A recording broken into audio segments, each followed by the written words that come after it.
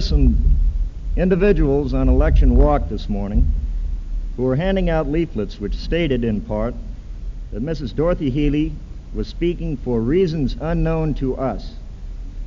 These same people opposed the lifting of the speaker ban. The Bruin Young Republicans withheld their support from the forum since we had agreed to sponsor a communist spokesman on campus. In their blast against Mrs. Healy, the leaflet distributors list some reasons why they disagree with the American Communist Party. There are pickets outside doing the same thing right now. That is their right. But they conclude that you should not be allowed to hear what Mrs. Healy has to say.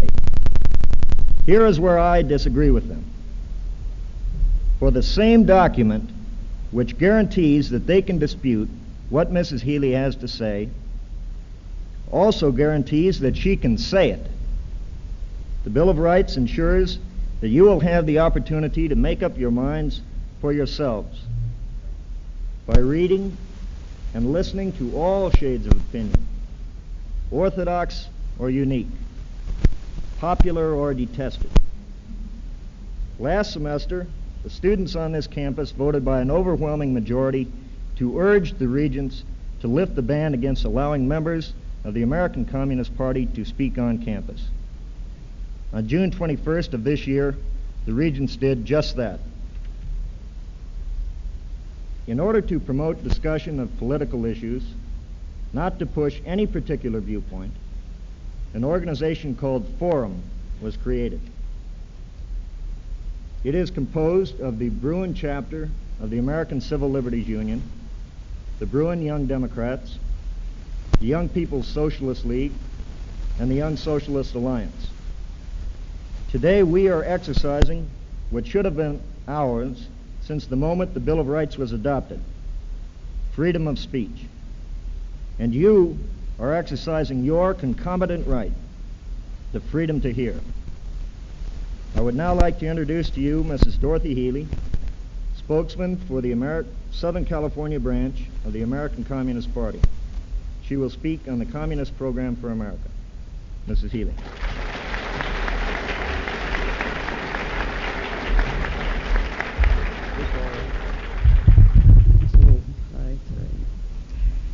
As you know, this is the first time in over a decade that a spokesman for the Communist Party has appeared on campus.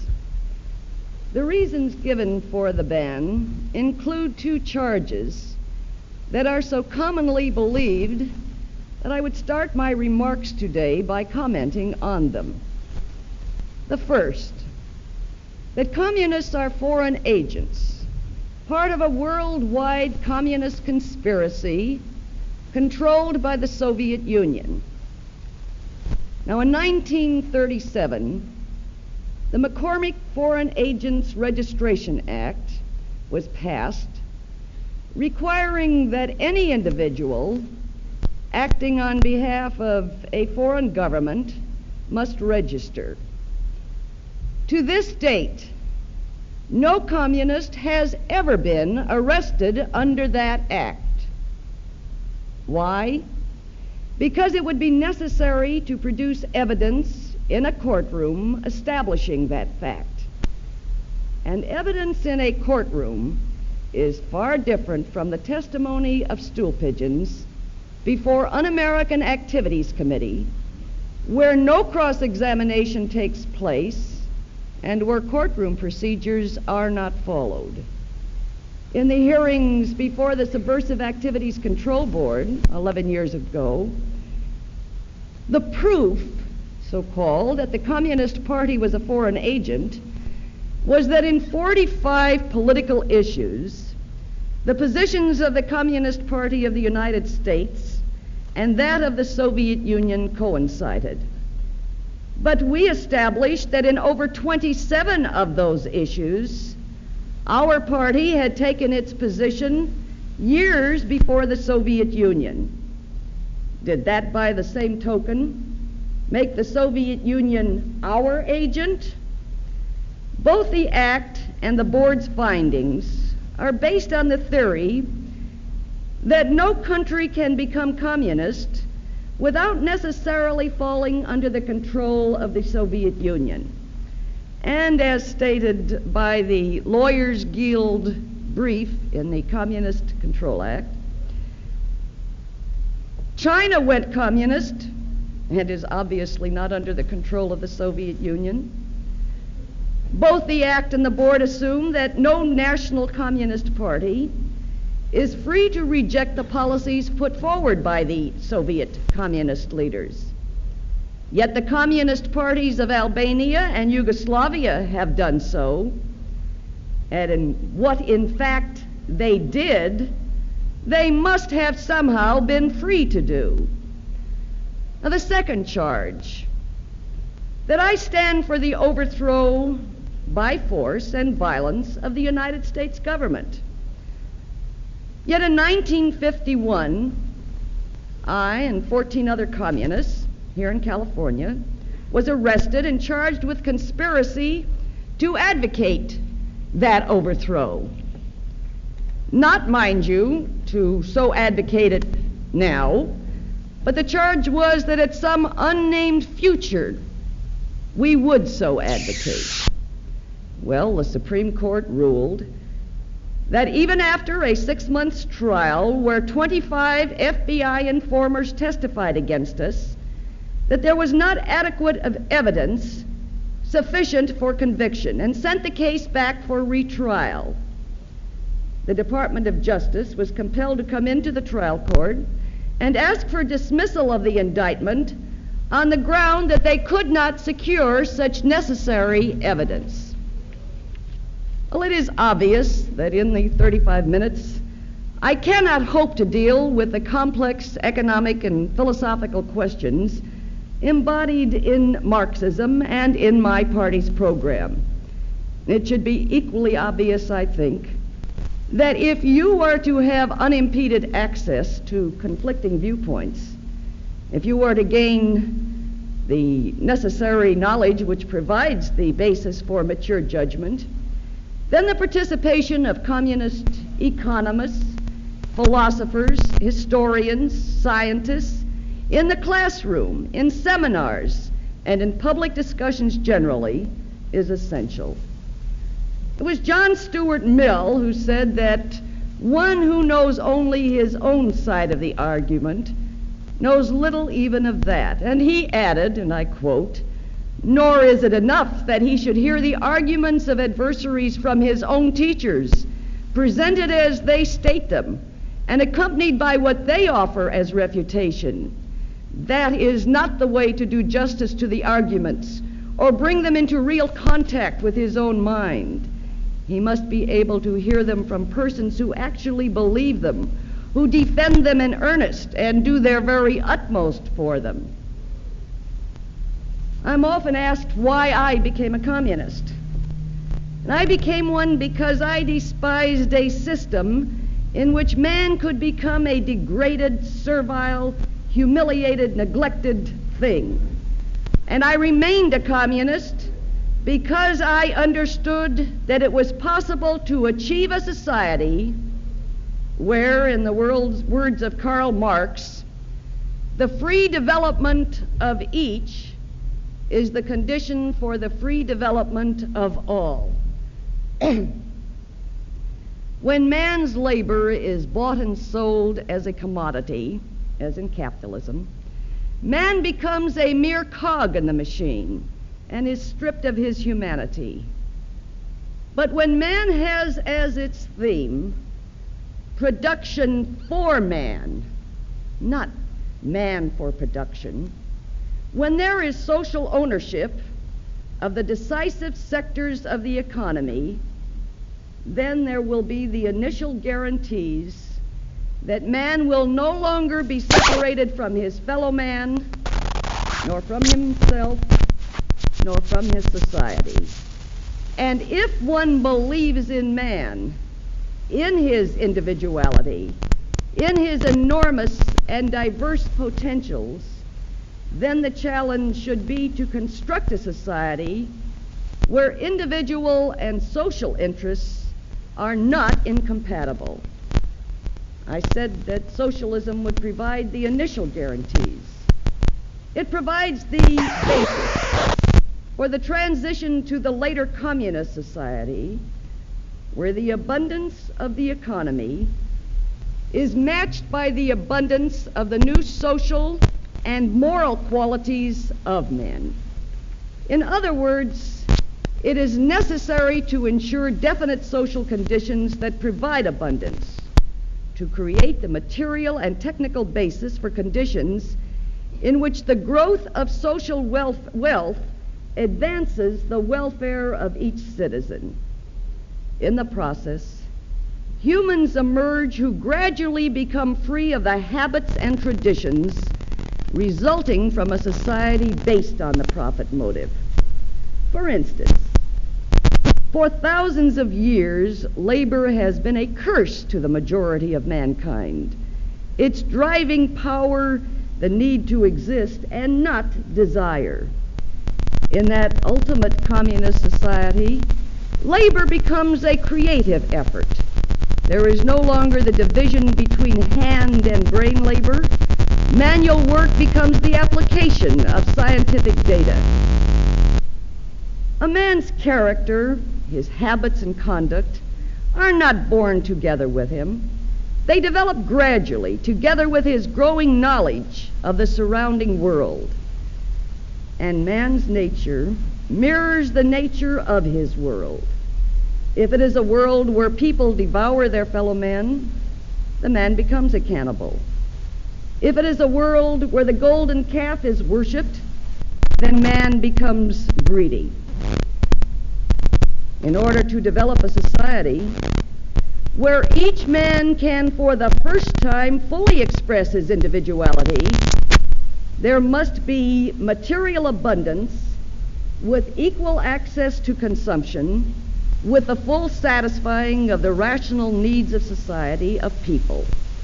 In a communist society, the only distinctions will be those based on the unique qualities of each individual. And as the cultural wealth of human society is made up of the aggregate talents and abilities of each, these are welcome distinctions. How will rational needs be determined?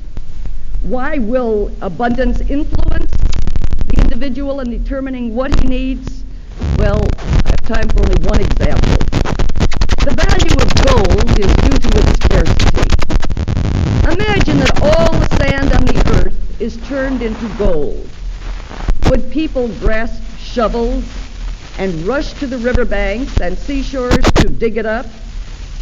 It was Lenin who once assumed that in the future communist society, gold would be used for sewers and toilets. I am often asked, what incentive will people have under such conditions? If every person is able to satisfy his requirements for food, clothing, shoes, and durable goods, what will be his aim in life? The very purpose of life, I am told, lies in the acquisition of things, and without the incentive to better oneself, life would be boring and uninteresting. But in a society of abundance, the acquisition of things becomes meaningless. Abundance provides the soil upon which the spiritual wealth of a new society will flourish. Men will create because they enjoy the processes of productivity, of creativity. Labor is no longer a need, but an enjoyable act. And in this very long process of change, man becomes accustomed to function without constraint of any kind. Self-discipline and self-government emerge as the social consensus, and then indeed all vestiges of the state will have withered away. But one cannot discuss that long-off America without first taking a glimpse, at least, at our present society.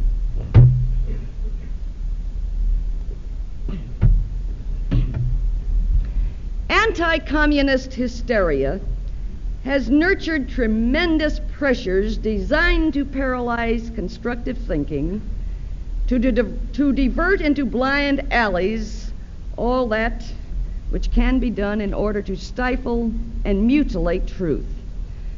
The public is subjected to a massive barrage of obscurantism, pessimism, despair, slander, and hypocrisy. The ultra-right embodies this approach. They cannot have a positive theory because they distort the realities of life, and therefore their proposals are as empty as their analyses. A victory for Goldwater and all that he symbolizes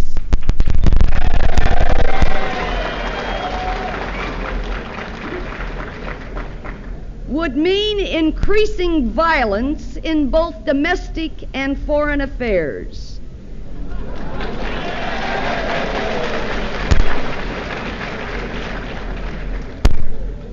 The erection of racial and national prejudice into a principle of government, increased assaults on labor's rights, on civil liberties, academic freedom, on democracy, the increase of book burning, and the degradation of culture.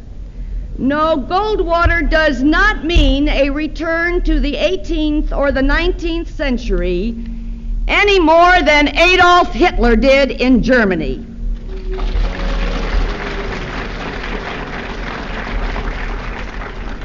He represents that section of monopoly which believes that this program offers their only hope of survival in a world which has outgrown them.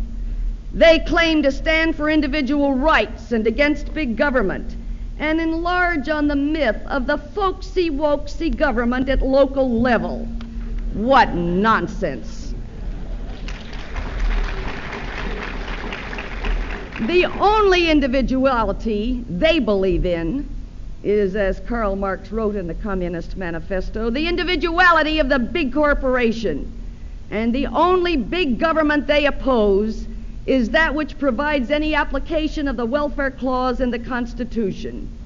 They do not oppose government subsidies in the forms of the tax depletion allowance, or the write-off for capital investment, or the taking over by corporations of patents developed by government funds, or above all, the $60 billion appropriated for military purposes, which makes the federal government the biggest investor and customer for the monopolies. They do not object to the intrusion of a federal bureaucracy into the minds of men. Rather, they applaud the Un-American Activities Committee, the McCarran Act, all of which they hope will set up a good housekeeping seal of approval on the part of federal bureaucrats to determine good ideas and good organizations. They oppose every effort of Negro Americans to fight for their individual rights in voting, in getting a job, in renting a home. Goldwater says he's for integration, but that first men's minds and hearts must be changed. Well, we communists join with millions of non-communists and anti-communists in saying, integrate today and let the hearts and the minds of the white South be changed gradually.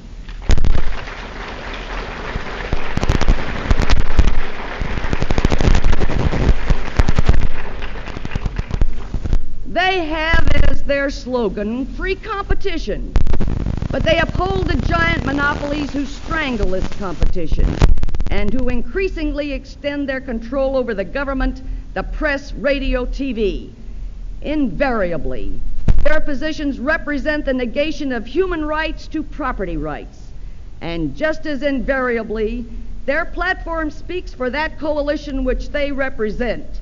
Important sections of monopoly, the industrial military complex, resting on the Dixiecrats, the anti-labor sections of the Republican Party, bigoted know-nothings, as well as it must be added, as those who are genuinely bewildered by the growing impotence of U.S. imperialism and who cry out for easy solutions. They say they are for states' rights and insist that ours is a republic, not a democracy.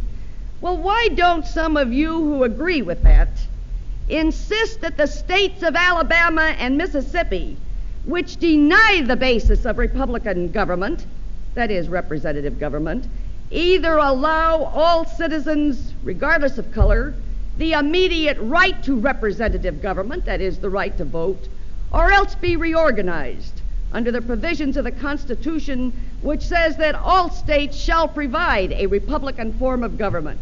I'll tell you, I think you young Republicans or young youth for freedom or whatever it is, would find you'd get lots of allies if you fought for states' rights of that kind that stood for human rights.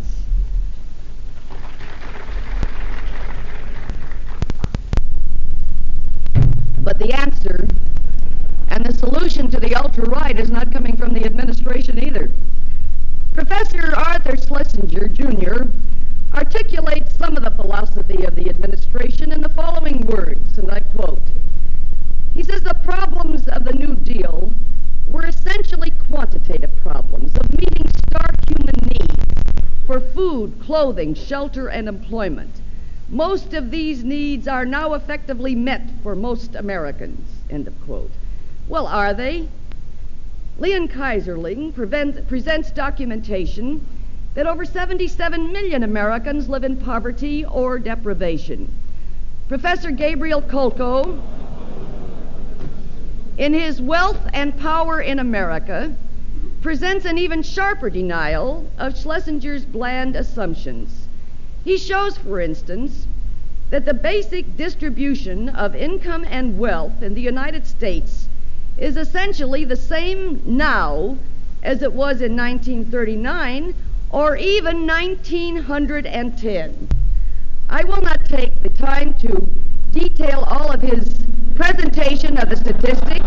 Oh, I will if you want me to. Good, I will. He shows, for instance, figures on the percentage of national personal income before taxes received by each income tenth show that the poorest 3/10 fell from 14% in 1910 to 10% in 1929 to 9% in 1959. And if you fell for the myth of people's capitalism, I'd suggest you read his chapter in his book on what happens as a result of stock ownership. As a matter of fact, it would be good to read his book and to read Michael Harrington's book on the Other America to get an understanding of the still remaining stark human needs that have to be faced in this America. The results of a lot of his research could be summarized as, for instance, around the question of the aged in our society, when he says, for most persons, old age means economic desperation. Or the youth in our society? Well, I'm sure you've read about the dreary future faced by the dropouts. But in addition to that, 18% of 900,000 high school graduates are totally unemployed, and another 10% have been able to find only part-time work. Now, I haven't even mentioned automation, and that the most minimum estimates indicate that 40,000 jobs a week are being eliminated. And if one then moves into the area of public squalor, the existence of which Schlesinger admits to, and add to that the increasing moral and ethical decay in our society, then one begins to perceive the meaning of increasing misery. Now, I've taken the time to deal with this because if the President's advisor isn't aware of some of this, then possibly some of you may not be either. Well, what program does the Communist Party offer for these problems? I've already stated our belief that the fundamental solution lies in a socialist America. But we recognize that socialism will not be on the order of day until our fellow Americans, in their overwhelming majority, become convinced that this system does not work and that a revolutionary transformation of the society is necessary. They will not become convinced only because others who are keep saying so. Conviction will come primarily when day-to-day experiences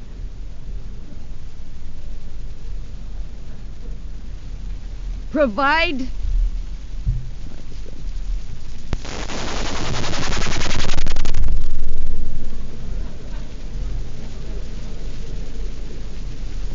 you try to reach them? I'll see if I can remember my soapbox days if we don't have it. Conviction will come primarily when day-to-day experiences provide the necessary accumulating and testing of alternatives. And we communists search for a program, therefore, that provides channels through which ultimately this solution will be understood. Let me give only a few examples. I don't have time for more.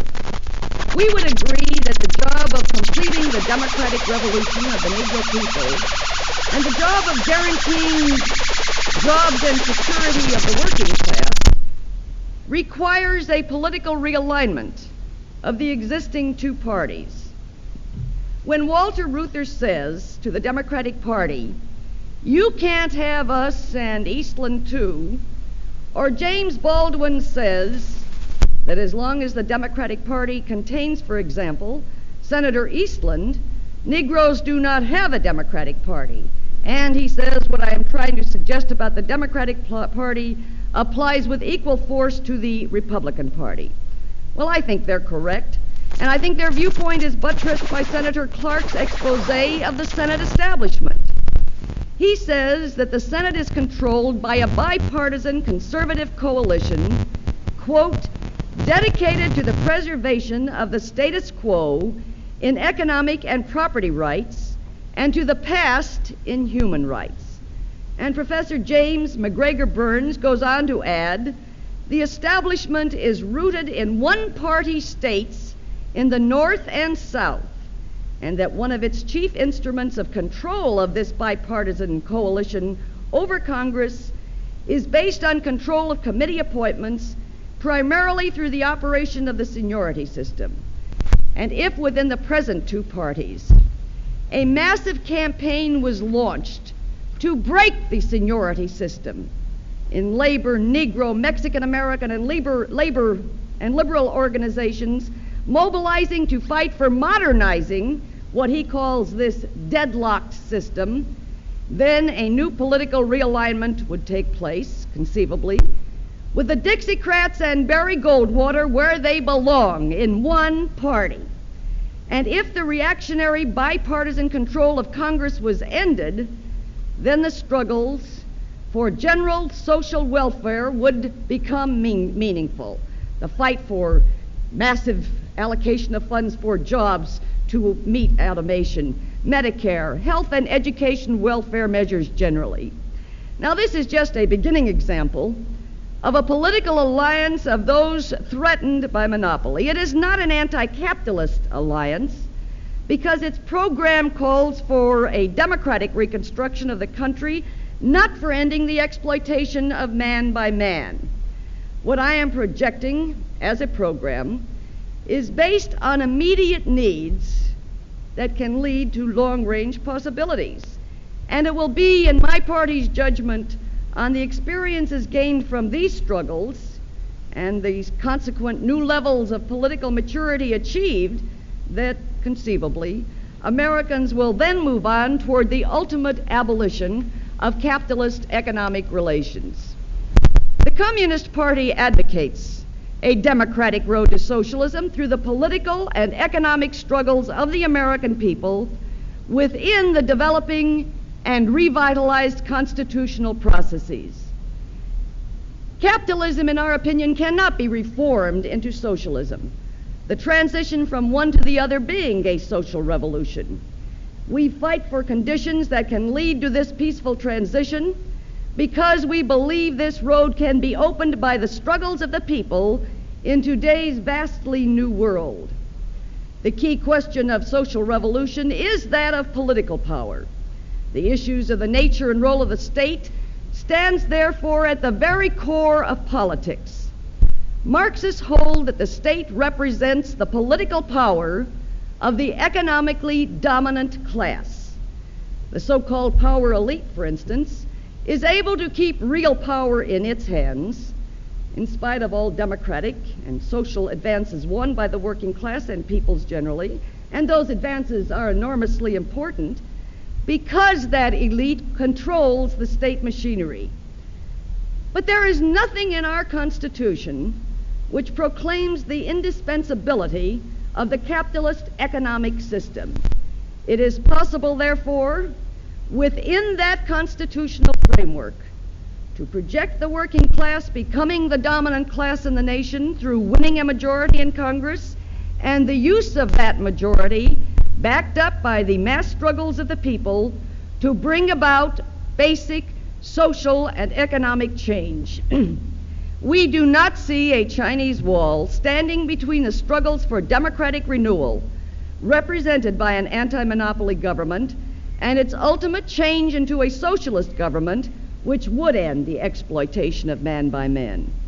All of these changes can be brought about only by a resurgent popular democratic movement, and the struggle for much-needed structural reforms in our country will help develop that very democratic movement. The separation of power and the federal structure, once they are made completely responsive to the popular will, may be very well suited to the needs of a majority rule, of direct democracy, and encouragement of popular initiative, side by side with federal planning. The checks and balances provided by our constitutional form and the federal-state relationship, thoroughly democratized by socialism, may provide an effective means of preventing bureaucratic abuses and over-centralization of powers. It is irrelevant to take as a model for socialist democracy in the United States the experiences of the dictatorship of the proletariat in the Soviet Union, when surrounded by a hostile capitalist world, it had to industrialize from a very low economic level or die. History unfolds itself under its own peculiar and special circumstances, and obviously the pre-existing economic, social, and political background under which socialist economies have been established in Russia, China, and Eastern Europe are vastly different than will prevail in the United States. To date, their main economic preoccupation has been to speed in a few decades through processes of industrialization that in the advanced capitalist countries required a century or more.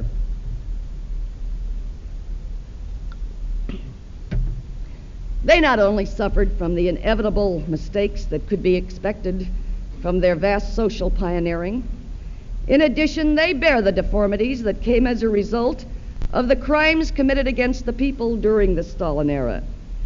But if progress is measured against the past, it is obvious that the violations of socialist legality may have braked and did break, but could not stop the surge forward. But just as capitalism has assumed many forms, democratic republic, monarchy, fascist, so will socialism in tomorrow's world. And a socialist America will therefore be uniquely American in its forms. But that socialist America is a long way off, and there are immediate problems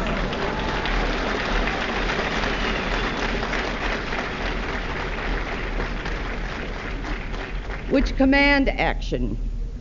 The cry of freedom now today represents a challenge to all white Americans, regardless of their political affiliations, for full dedication and commitment in their neighborhoods, in the schools, on the job, in churches, to guarantee that electric cattle prods can never more be used against fellow Americans demanding their right to vote.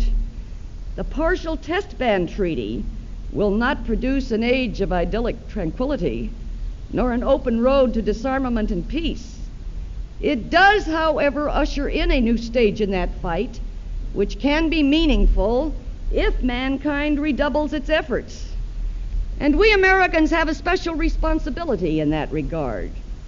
American boys are today in Vietnam helping to roast villages in napalm and jellied gasoline explosives, spraying poison from planes to rot the maize and shrivel the rice. It is well to remember the inscriptions on the monument to the British redcoats who died here in our revolution. It says, "They came 3,000 miles to die, to keep the past upon its throne." And if that inscription is not to be written, at least by history, on our American boys' tombs, then all again, regardless of political affiliation, should join in the insisting cry, "Bring our boys back home." Well, my emphasis is obviously twofold. The importance of your understanding that everything in nature and society changes, that capitalism is no more eternal than feudalism or slavery. And all that is summarized in the phrase, "This too shall pass away." Men make their own history. The decisive challenge to each person is to be a conscious part of his society, recognizing that by his intervention, he shapes his own present and future. The past is dead, it lives only for you to learn from. The present is yours to work in. The future is yours to create. Thank you.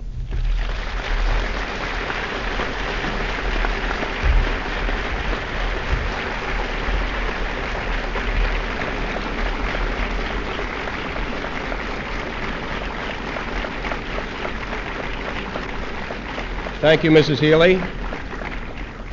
My guess is that there are some questions. There are also some ground rules for the questions. Will you kindly stand, avoid the urge of making a speech, come to the point quickly, and of course do not hesitate from asking pointed questions.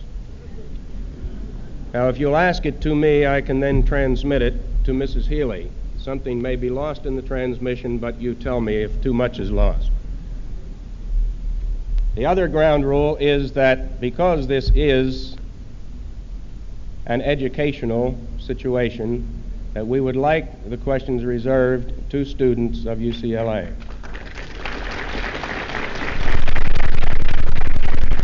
Yes.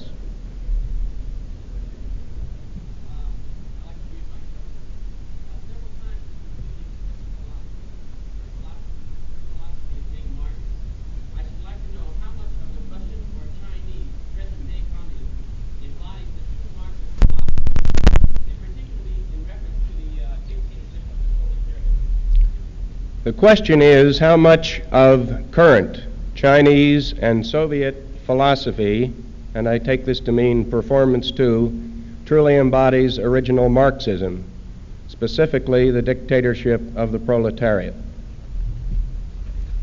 Well, of course, the very basis of, quote, original Marxism is that it is not a dogma. It is a scientific approach toward society which bases itself on the very change about which I mentioned earlier takes place in all society and in all nature. And therefore Marxist-Leninists do not regard the writings of either Marx or Engels or Lenin or anyone else as sacred writ that provide once and for all time the answer. Now, in regard to the question of the dictatorship of the proletariat, both China and the Soviet Union have vastly different forms of expressing this. The Chinese, and by the way, all that phrase means, of course, is exactly what I said earlier, our belief that all states represent the rule of an economically dominant class. We would consider in scientific language that in the United States, the bourgeoisie is the, quote, economically dominant class that controls the state.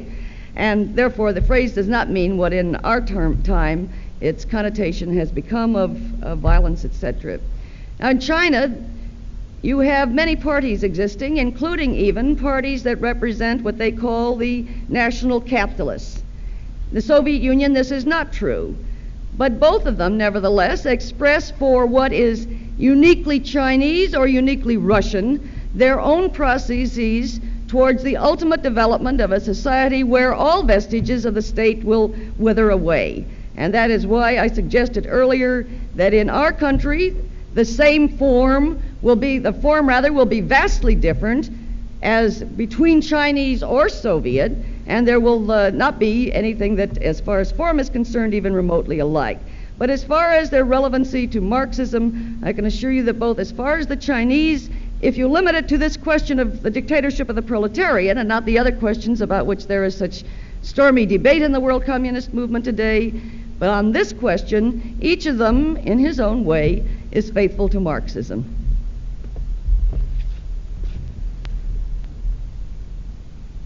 Gentleman over there.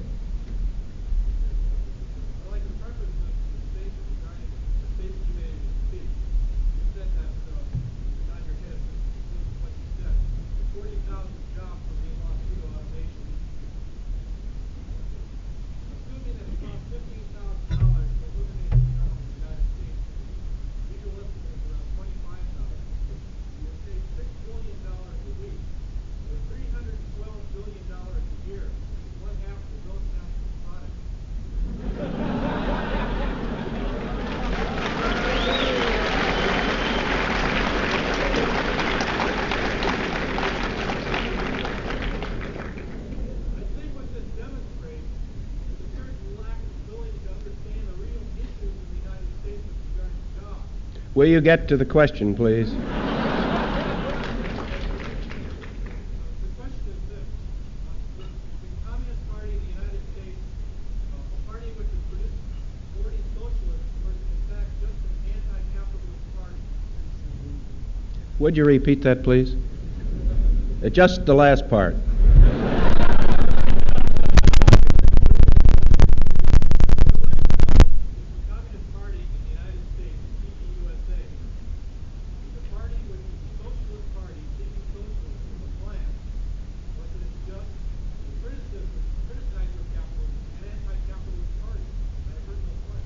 The question is whether the Communist Party of the United States is truly a socialist party with a definite plan, or is it just a negative anti-capitalist party? I would say that probably one of the greatest disagreements that exists among radicals is precisely the question which the young man asked about, the latter part. Let me say in regard to the first thing, the quote on the 40,000 jobs comes from President Kennedy. I wasn't my own. I'm not that creative.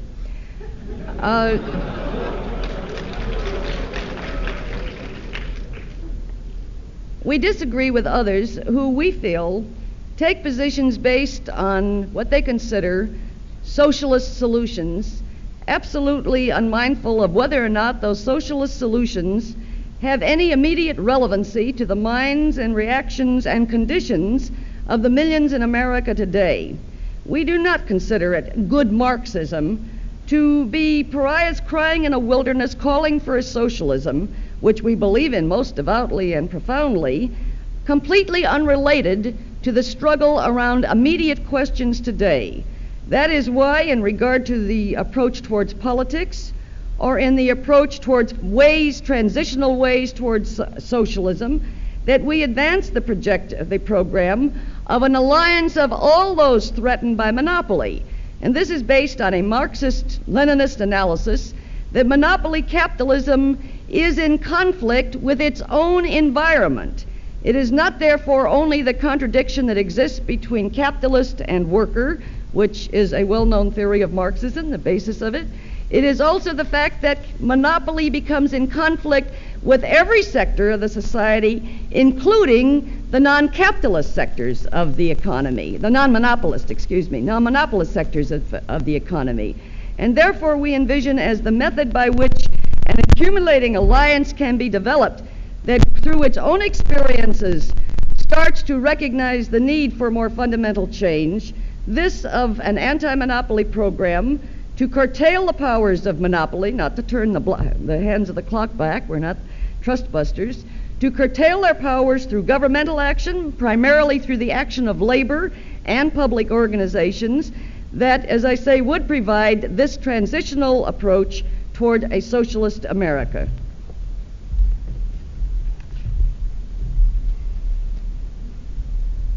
The gentleman standing back there. You have your hand up. Can I hear you? How do you know?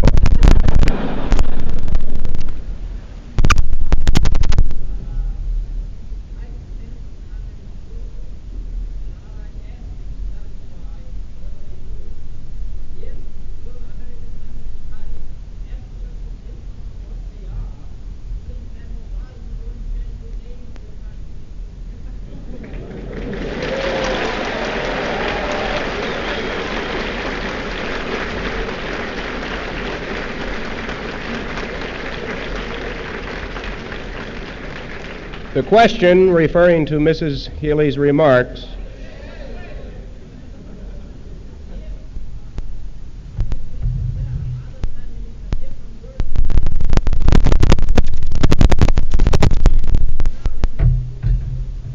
well, that, I think we should have that question answered first. The question is, if the Communist Party of the United States is different or disagrees, just a minute please, disagrees with other communist parties in the world, why doesn't the Communist Party change its name? One question at a time.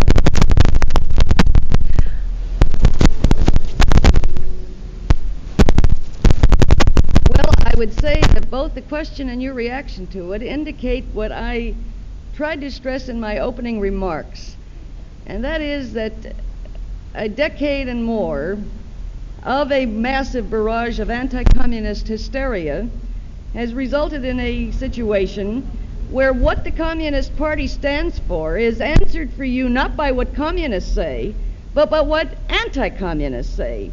And I start, therefore, the answer to that question by saying that what I have given represents not just my beliefs, but the very profound beliefs of my party.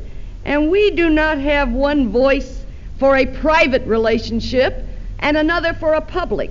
What we say publicly is what we mean privately and publicly as well. And to draw your information about communists, to judge your knowledge about it from anti-communists is, you will forgive me, like asking the Holy Roman Inquisition to judge Galileo's theories. There really isn't any difference. Now, in regard to the question, every communist party, oh, he hasn't asked this question. I'm sorry, your argument is not with me, but with the professor. I will have to let him decide whether you've asked it. I am not the moderator of the program.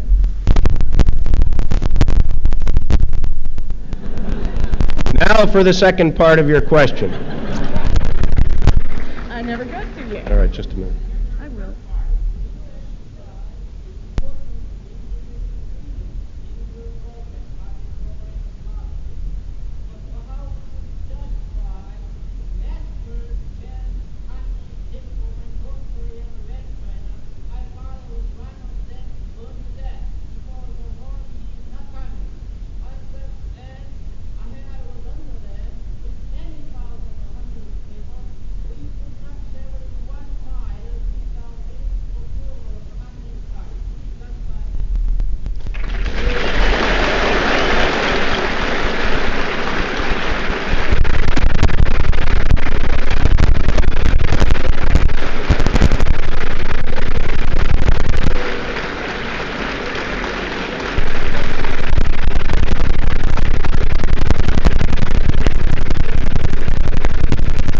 The question is, how do you justify, correct me if I don't have it quite right, how do you justify your defense of individual freedom when one reflects on the nature of the takeover in now communist China and North Korea?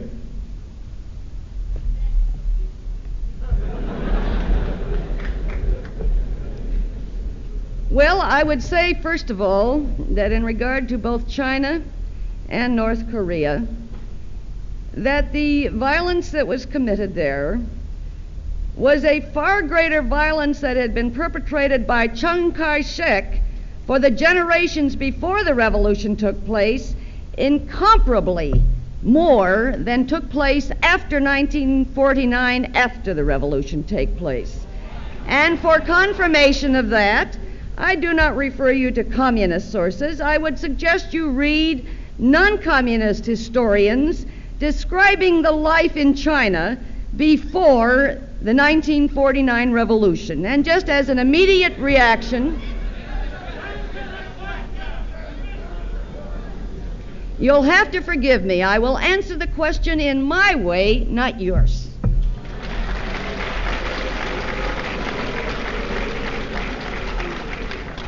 And I would suggest, if you want, again, immediate reference material easily available to you, that you go to your library, Get the current issue of Atlas magazine, edited by a rather well-known anti-communist, and read the description of a journey just made to China by a German writing for a West German weekly, a Protestant weekly, of what took place in China before the revolution and what has taken place in China after the revolution, if you would understand my point that socialism only establishes the prerequisite for that individual freedom and no more than that.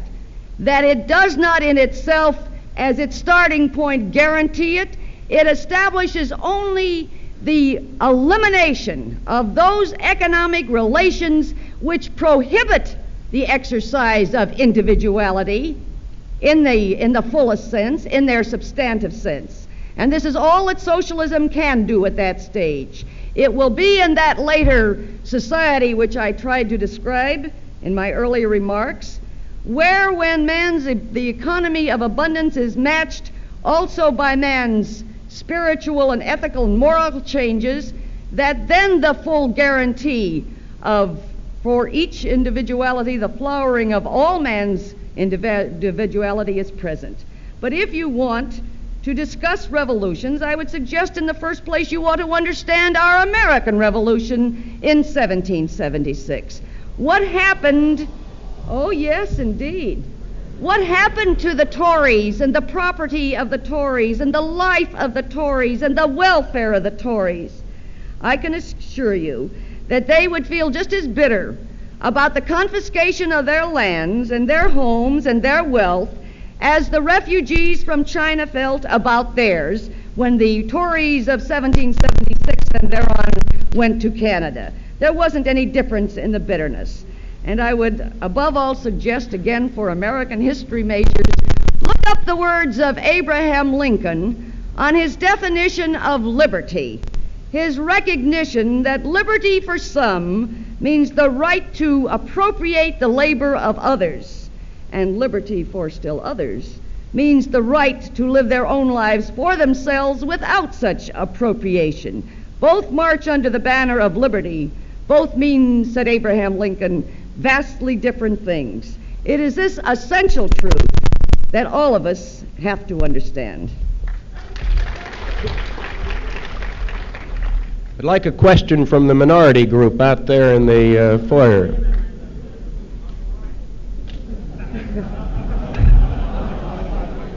Yes, you. Without the tie on. Right. You're smiling now.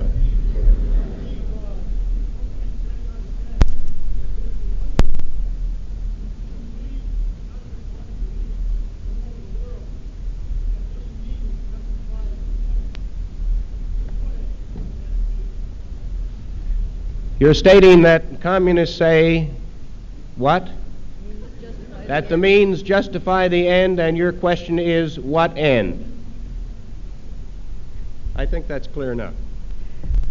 We communists do not believe that the means justify the ends. That is not our belief. This is what anti-communists ascribe to us.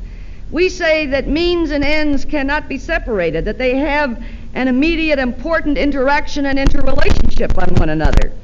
We believe that man is not to serve the state, but the state is to serve man. And the only way that can be fully achieved, again with substance, not the formal equality, which represents a little but not enough, but the substantive equality, the content of it, can be achieved only with the elimination of the expropriation of the exploitation of man by man. That this provides the preconditions for all other liberties, but never that means and ends are that separated or that any means are justified if they serve glorious ends. This is not what Marxists believe generally, and communists most specifically reject it. We have time for two more questions.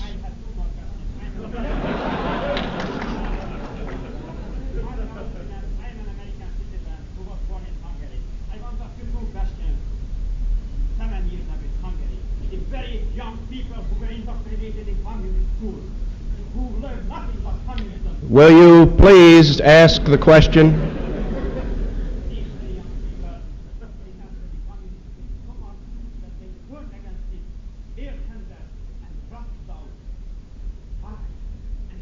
The question, please. The question is, why did Hungarians turn against the communist regime? Because I would say, in the first place, the monstrous mistakes made both by the Rakasi government and by the Soviet Union. People do not rebel, do not revolt in the first place for any other reason. But I would suggest also, in the second place, a less palatable truth to Americans, and that is that the $25 million unaccounted fund for the CIA for action behind the so-called Iron Curtain countries was not used to strengthen socialist democracy after the first days of that revolution took place. But there is no question that it took place in the first place because of the errors, the mistakes, the violations of socialist democracy made both by the Hungarian government and by the Soviet Union. By the way, my parents happened to come from Hungary, and I think that there's one thing I would say generally, that we have a great deal of, as you can already tell, a certain amount of natural vehemence and passion that comes with questions, and that is why they say about us, when you have a Hungarian for a friend, you really don't need an enemy. I'm sorry, we only have time for one more question. I'm sorry, I want to get a question back there. This is the last one. Yes, the gentleman with the bow tie. The question is whether Mrs. Healy and the Communist Party's support of integration is an effort to slow down integration because of communist association with it. Is that accurate?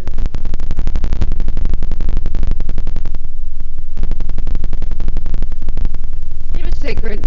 We're also against juvenile delinquency. That was half a question, half an answer. One more.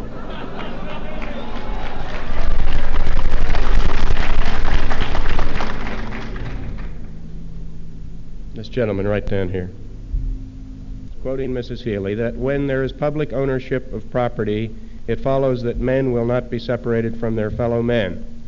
The question is, does this apply to East Germany? I, by the way, should apologize, I suppose, for that previous short answer. I get rather indignant over the idea that communists cannot believe and believe because they are good things in themselves for good things, but that there must always be the idea that there is this suspicion of a maneuvering, manipulating thing that motivates our conviction, our commitment to our fellow man. I can assure you, I would not, nor would my fellow communists, spend the life we do of some degree of harassment and persecution if we did not feel this commitment to our fellow man. And now in regard to this last question that was asked, it's a interesting question on East Germany. I suppose he means the Berlin Wall. Well, walls, frontiers generally, man-made frontiers, are ugly, distasteful things, and certainly the Berlin Wall is a symbol of that. But because I feel so strongly that in the first place we have an obligation in regard to our government's policy, and also because that I feel in the first place your viewpoint on questions is so completely, or I shouldn't say that, so massively influenced by the control of mass media of communication and so forth, that I would emphasize most particularly this question of our government's action, and later, if there is time, elaborate more on what I think would be critical about other governments' action in it. Do you know that in 1952, it was our government that opposed the proposal of the Soviet Union for the reunification of the two Germanys? For reference, go to your library, look up the Wall Street Journal for 1952 and read the issues in which they describe why Dulles became almost hysterical at the idea of this, because it threatened the very concept of a remilitarized West Germany within NATO. And this was one of the factors. Now, secondly, I think you have to ask the question, why has our government refused to sign a peace treaty that ends World War II once for all. We have, you know. We refuse to sign it. Because when you start asking these questions, why don't we sign the peace treaty? Why don't we say once and for all that World War II is finally over as far as Germany is concerned, including the question of borders to the east? Then I think we are in then a position to say to the East Germans, after we have fulfilled our obligation, tear down that wall.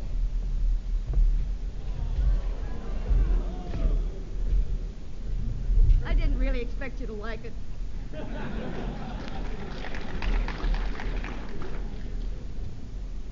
I'm sorry, that was the last question. I'm sure that Mrs. Healy, in the following the principle of free speech, would be willing to talk to any of you afterward. I'm sure, too, that your appetites have been whetted for further performances and appearances in this series. Thank you very much, Mrs. Healy. The meeting is adjourned.